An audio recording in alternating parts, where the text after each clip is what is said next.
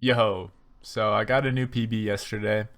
Finally broke about a 4 month long drought. And so I'm going to do a quick analysis and kind of a commentary of the run. So I'm going to go ahead and start it out here. This run has actually already been verified. I submitted it yesterday and it is already on the leaderboards. So you can see me, I'm in 311th right now. And it's only going to go down from there, but hopefully I'll keep playing, maybe put up a faster time soon and climb a little bit higher. I'd love to be in the top 100. Seems like every day that I don't put up a really good time, I get a little bit further from there, but I know it's within my reach, so I can do it.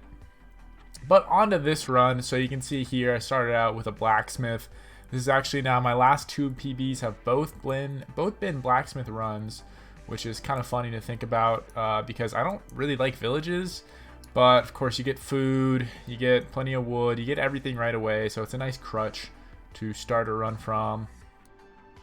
Now I am playing this video muted. You can see there at the top. I was listening to a podcast while I was playing. So basically the audio on the stream is just me listening to a podcast and occasionally butting in and saying something. So I figured I would save you the expense of that. Just play some copyright free music and talk about what's going on rather than have you listen to somebody talk about cars as I was doing. So pretty standard here. I actually don't get any hay bales from this village. Usually you would force hay bales, but I couldn't exactly see any. So I just went ahead and grabbed some carrots, potatoes, and a little bit of hay from that planter there and got the gravel from the river and just hit the dig down. Digging down at about 120 is pretty reasonable pace. As you can see, I will find lava eventually. So this is it's a reasonably reliable way to enter the nether pretty quickly. However, if you have to kill the golem, usually these village runs aren't super fast. Luckily in this blacksmith, I got enough stuff to where I didn't have to kill the golem, which is a pretty nice time save. And you can see it gets me in the nether here in less than 3 minutes. That you will see soon.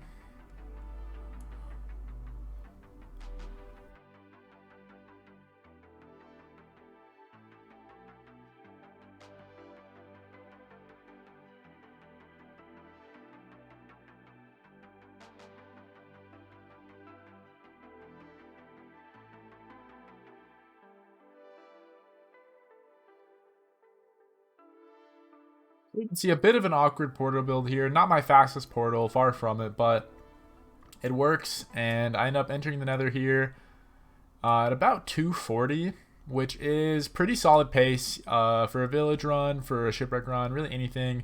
Entering less than 3 minutes is pretty standard, and I go to E-Ray. Now, initially when I E-Ray, I actually don't see the Bastion. However, I do see that there's still a discrepancy between my M plus C and my E. So I rescan there, as you can see, and I actually see it on the second go around. So it did take a minute to load in there, so I know it's going to be pretty far. However, right there I spot the fortress in the corner of my screen. You can see it just for about a second there. And having seen that, I feel comfortable stretching out a bit, going a little bit further for this Bastion, and knowing that I have that fortress to go to and knowing where it is.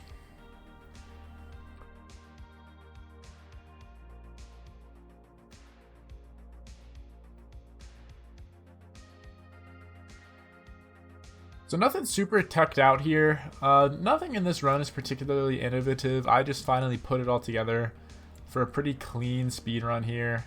I don't do anything that's particularly crazy or anything that's really an insane display of skill in this run, which is kind of a shame to say it because I would love for a run like this to have some cool new technique that I've perfected or something that differentiates it from every other speedrun that's about this fast.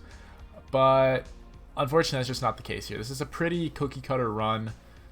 As you can see, I have plenty of food. I go Bastion first. It's a pretty far run to the Bastion, which I guess would set it apart. But that's obviously not special. It's just me being stubborn and not resetting. A lot of the time, if you were a top runner, you may already reset the C just because this is a pretty far run to the Bastion. I have seen Crooks play a lot of runs where he does go pretty far to the Bastion. But usually he's entering a lot faster than I am. Even in this run, I enter at 240. Crooks usually enters at 140, so there's a pretty big discrepancy there. But here I am entering the Bastion at about 440, which is pretty reasonable pace, all things considered, especially for the times I'm really shooting for, which was sub 15. Now I enter from the bottom here. This is housing. I could tell that when I was a mile away. And I set up Manhunt here. I do have to fill in a couple of those blocks, which is annoying, but no big deal. And I set up here to trade the gold.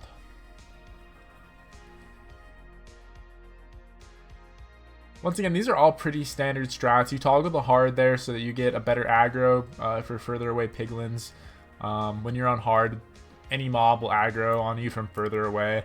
And so by breaking the gold with hard on, you're actually getting piglins that are just further in the Bastion, which means you'll get more piglins and you'll trade gold faster. So it all works out.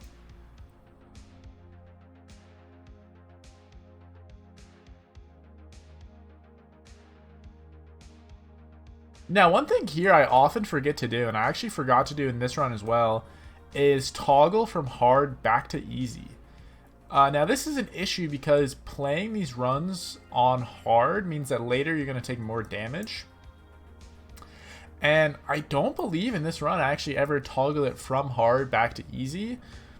So it's actually just quite lucky that later in the run I don't take that much damage in the fortress, because any damage I do take in the fortress would be pretty catastrophic, just due to the fact that I was on hard at the time.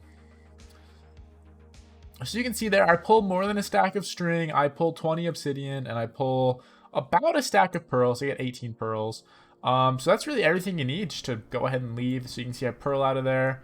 And I got quite lucky here. I wouldn't say quite lucky. This is just reasonably lucky. I have pretty solid terrain here to get to the fortress, so I don't have to throw a ton of pearls. But I throw that first one to leave, and then I throw the second one here. Then I'm going to throw a third one here. Now, you could see right there, I was actually crafting my gold as the pearl was flying into the gold nuggets. So that here, as I land, I can craft this golden carrot. That just speeds up things a little bit. One thing I could have done right there is craft my iron as well for an iron axe. That would have saved me maybe 5 seconds later into the run. So not a big deal. But it would have been smart to do it there and overlap it rather than when I end up doing it, which you'll see here in just a minute. So this is a cool technique. This is one of my favorite kind of micro strats that I love using, but it's nothing special. I didn't pioneer it. I can't even claim that I was within the first 1,000 people to use it. But using the flint and steel to get the wither skeleton onto the ledge of these bridges and then knocking it off like that is just such a satisfying technique that just the fact that I use it here makes me really happy.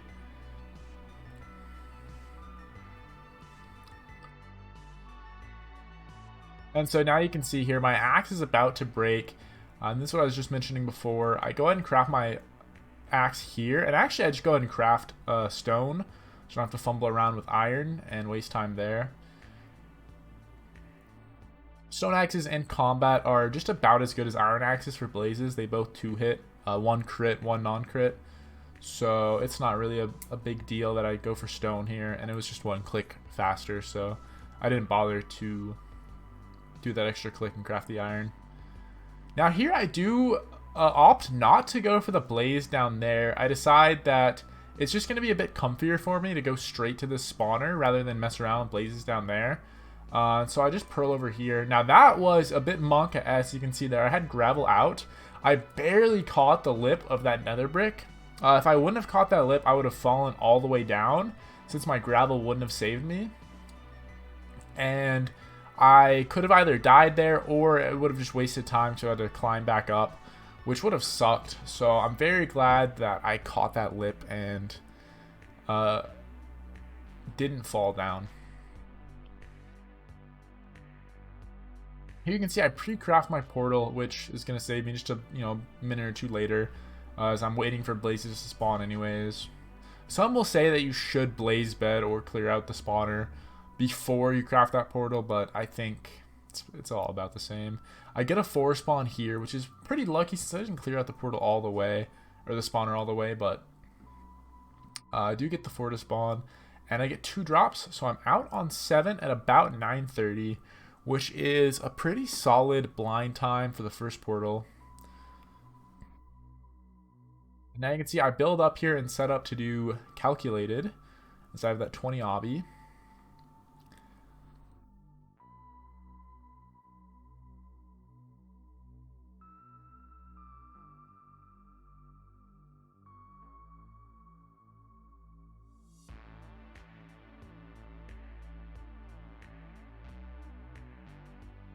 And I just go and do calc. Once again, this is really nothing special.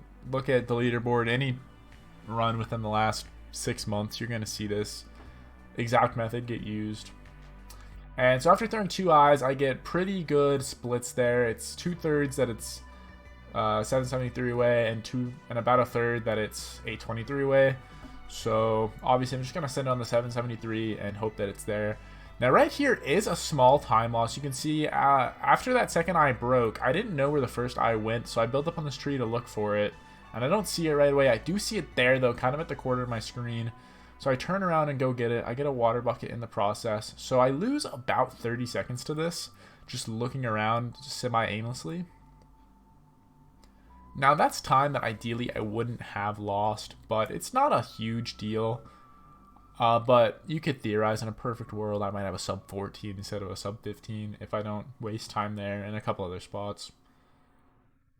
Now this is a bit unfortunate here. I didn't get a ton of pearls from the bastion. So you can see here, since I only have 12 left, 6 of which being eyes already and 6 of which still being pearls, I actually have to run to where I'm going to build the second portal. Now this is quite lucky because this is fully terrained. As you can see, I just ran on the fortress and then now I'm on just waste terrain, which is pretty lucky because this could very easily be lava and I've had to build across or swim or go under. So pretty lucky that I actually have terrain here right where the portal goes and I can blind right there. Now, where I did get unlucky is with this second portal. I didn't hit the eye spy, so I'm above ground here, and I have to throw another eye. And I do see now I'm 17 blocks away, which is just the next chunk over. So I set myself up, I eat my carrots, and get ready to dig down.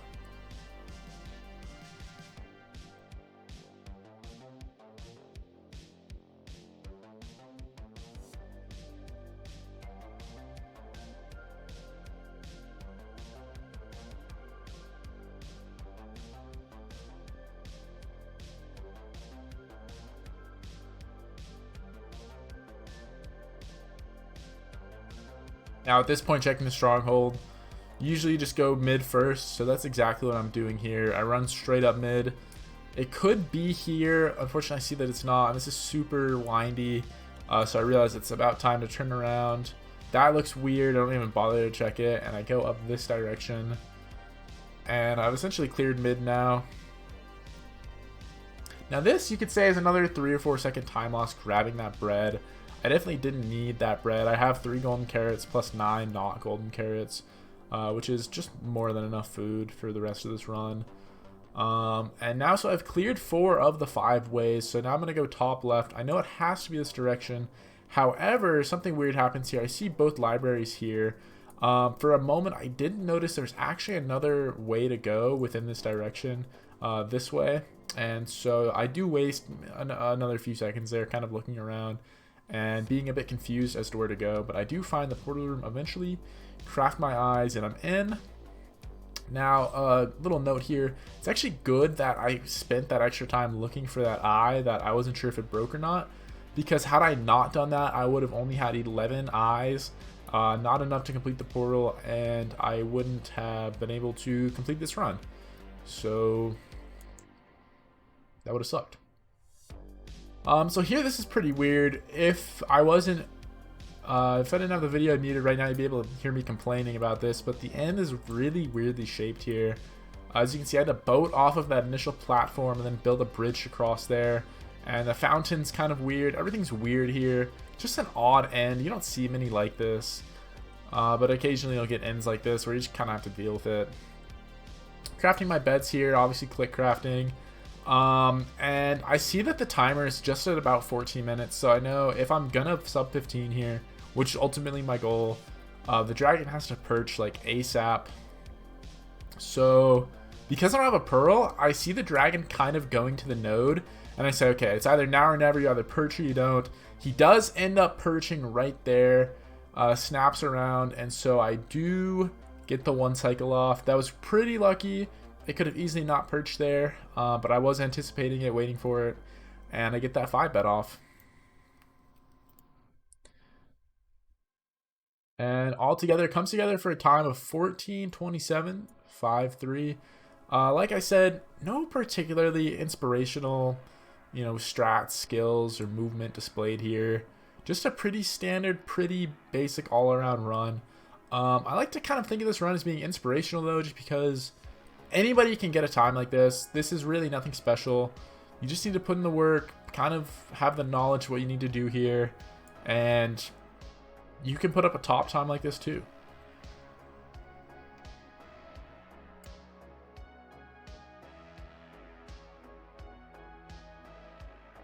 So yeah, that about does it there. You can see I did slash seed like 5 or 10 seconds ago. I just kind of do a quick tour of the world here. I'll kind of spare you most of that. So thank you for watching. If you have been watching most of these PBs, I appreciate you sticking along. Finally got my sub 15. I've been going for this for like a year now. I got that 16:30 that I swear like a year ago. Got that 15:14 now 4 months ago. I wasn't sure how long it'd take to improve from that. But here I am, finally with a sub 15. Finally have a time that I'm particularly proud of. And I think I'm gonna keep going. Maybe sub 13, maybe sub 12. I don't know that I can sub 10. I don't think it's within my skill set, just to be honest, but sub 13 is definitely achievable, so I think I'm gonna keep playing for that. So thanks for hanging out as always, and take care.